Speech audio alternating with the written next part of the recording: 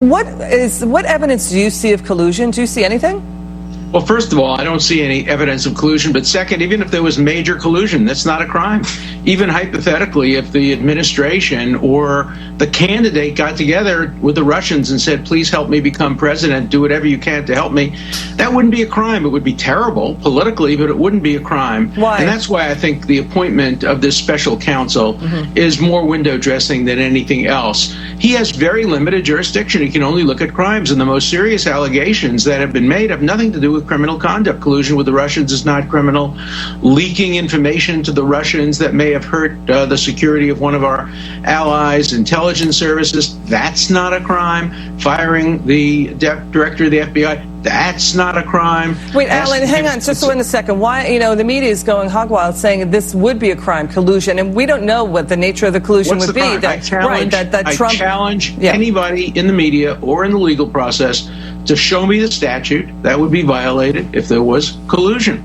Remember that Ronald Reagan colluded, you could say, with the Iranian regime before the election to make sure that the hostages weren't released until after he was in office.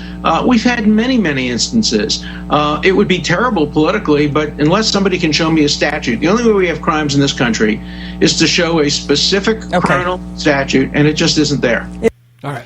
Alan Dershowitz is one of the foremost constitutional professor of law in this country, and he's one of the most devoted Democrats, too. Yeah, a Harvard law professor. It doesn't get any better than Alan Dershowitz. No, right? They don't. It doesn't. It's just crazy. Let's take a call from Tom in Detroit. Tom, welcome to the show.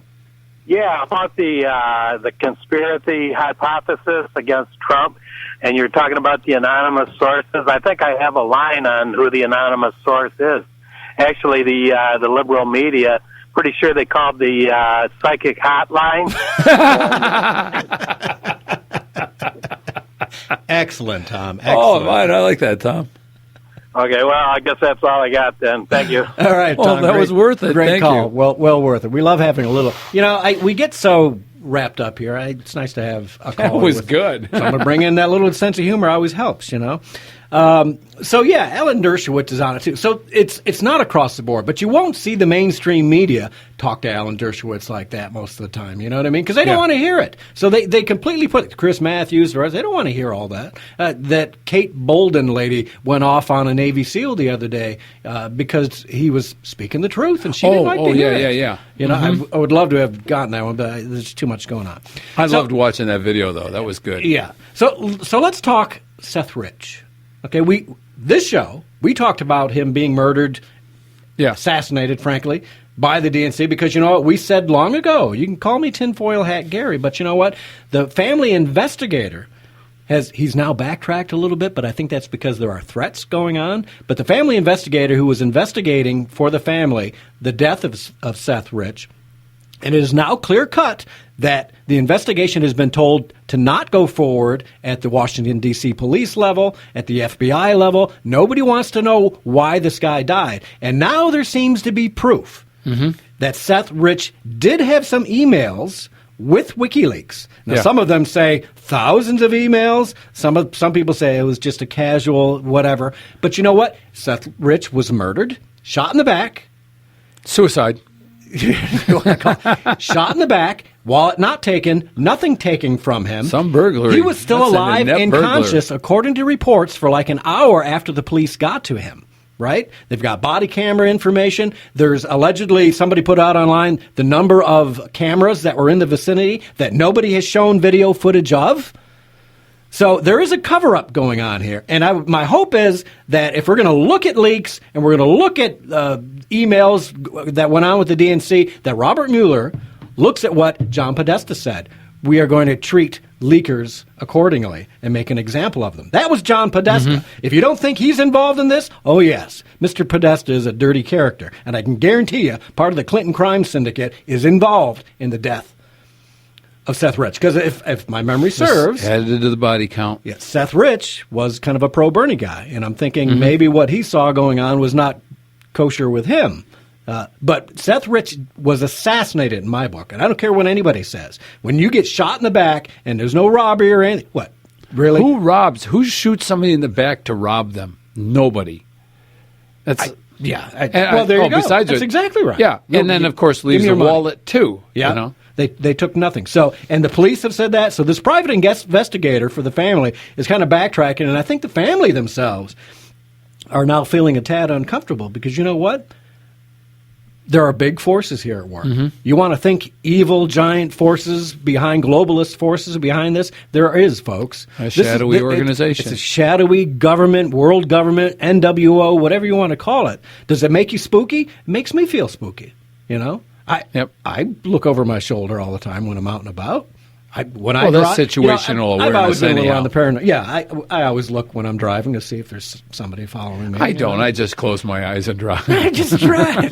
While with I'm my texting, eyes. Yeah. No, it's crazy. I believe it. And Kim.com, who was the big guy, and I can't remember the whole story. We did a show on him a while back. Kim.com, who is living, I think, out of the country because he's wanted by the U.S. government. Do you remember that story? We'll have to do this next week. I'll do a little investigate. Anyways, this guy, he's got a Twitter page. Go look him up on Twitter. And he is saying, and Sean Hannity is trying to work him. So don't be surprised if you might see a Skype interview or something between Kim.com and Sean Hannity. But Kim.com is saying, sounds like a North Korean leader. I don't know. It kind of looks like it, too, when you see his picture. But he's saying he has proof that Seth Rich was in contact with WikiLeaks.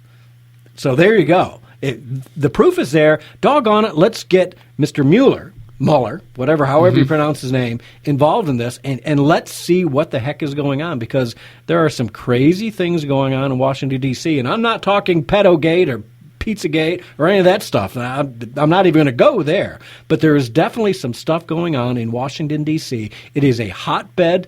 It's dirty. It's grimy. It's like House of Cards on steroids. It really is. I firmly believe that, don't you? Well, I do. I do believe it. I mean, where there's that kind of money and power involved, you don't have to be too paranoid to think that somebody's willing to kill. But they're going to be very good about that and stay very well detached from it and know how to cover their butts. Yeah. Yep. Absolutely. If you want to call in, we got a minute left, 734-822-1600. Or you can always email me, Gary@thedailydrift.com. Send your comments in, and we can talk about them on the show or do all kinds of things. But make sure you do that. And then I'm wondering if Jenny's okay. We haven't heard from Jenny. I heard her on Gruber's show the other day, so she's fine. Yeah, we've heard from Jenny on Gruber's show. Which, let's give a shout-out to Steve Gruber. He's been doing a great job. Mornings, I've seen the 9 to 12 guy, I think. No, 6 to 9. 6 to 9. 6 to 9 guy, and he's doing a great job. So our compliments to Steve And, Gruber. and he takes calls, and they'll take your calls. Yeah. I hear Mike on there. Yeah, him and his wife Ivy, they get great guests. So good show. Listen to it 6 to 9 on Monday through Fridays. On Wham. On Wham Talk 1600. Derek, happy birthday tomorrow. And for the rest of you, go to thedailydrift.com. It's the news you need to know. And we'll see you next week. Take care.